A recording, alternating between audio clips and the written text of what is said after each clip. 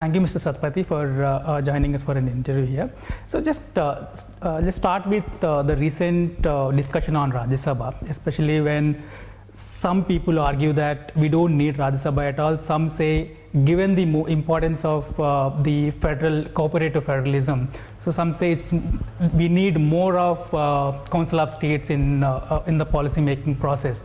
So what do you think about the role of Rajya Sabha in current context? How do you think the Rajya Sabha can fulfill the role of policy making in current context, and what kind of reforms we need in the process?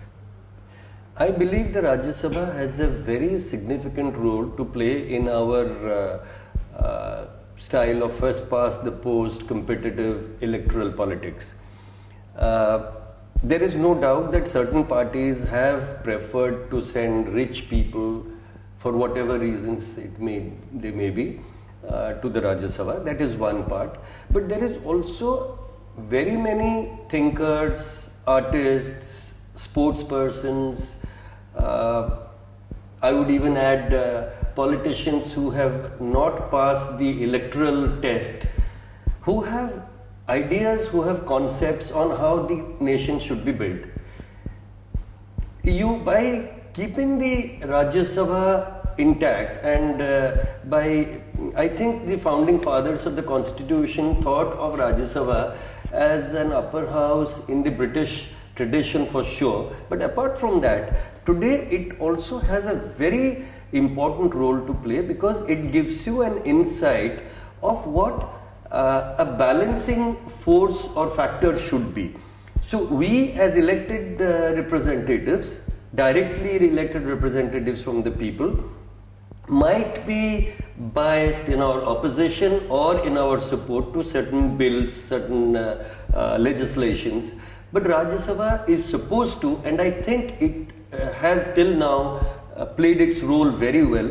It has a role of balancing that thing. So I'm not in support of those who say abolish Rajya Sabha just because temporarily, see, this is like a knee-jerk reaction. This is like, it is inconvenient for me right now, therefore I want Rajya Sabha out.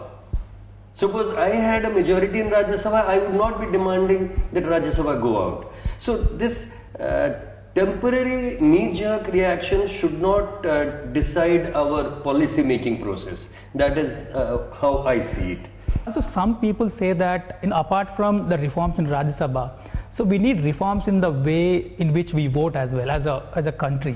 What kind of reforms you see as major things that we need to take care of? See, there's a school of thought which says that the Election Commission of India takes kudos because it claims that there has been no electoral violence in this election, or issues subjected to that, like spending has been curtailed.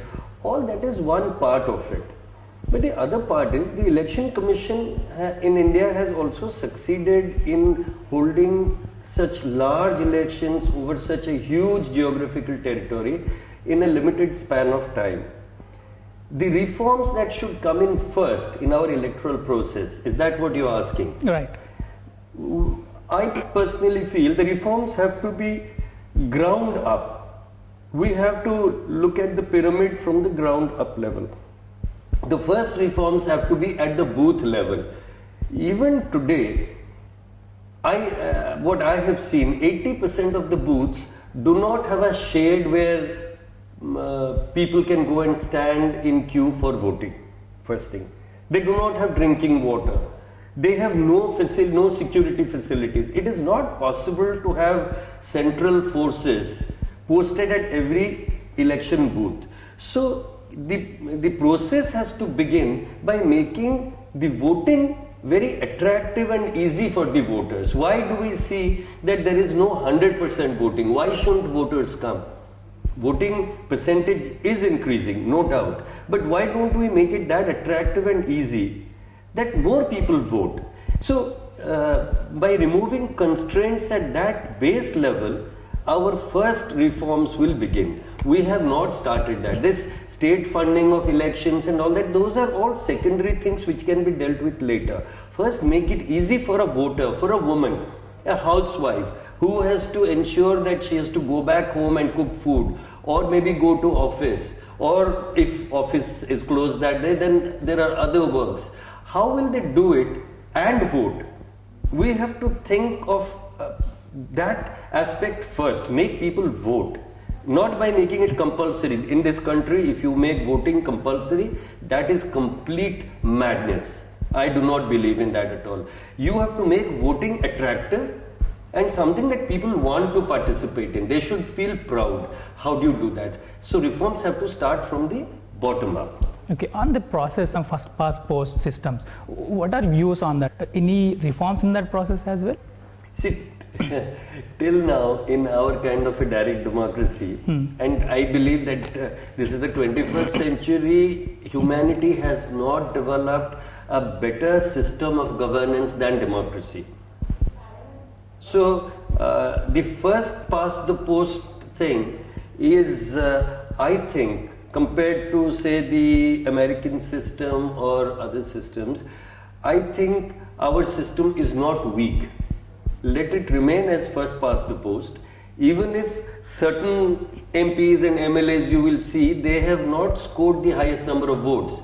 If you add the votes of their opponents, plus now you have the nota. Right.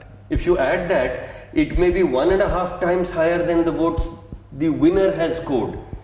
But in spite of that, when the other votes are fragmented and this one vote is together or coagulated or whatever, it makes sense to keep that intact till you find or evolve into a better system. So I am quite confident in saying, and I have no amount of criticism is going to make me back out, that this system as of now for India is the perfect system. We should only simplify it, polish it, make it look classier. That's all. Thank you, Mr. Satpathy. Thank you for joining us for the interview. My pleasure. Thank you.